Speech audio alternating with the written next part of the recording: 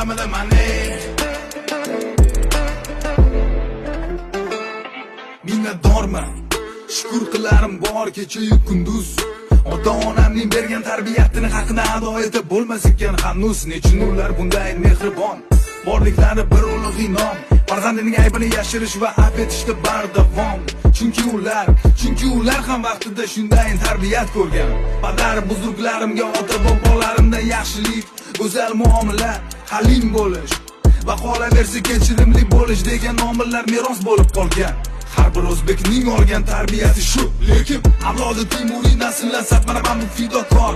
Hadadim umuman olganda borimni, hattoki har doim gadoyim bo'lsa ham roziman umrbod. O millatim o'zbegim bilaman qadringni. O'zbegim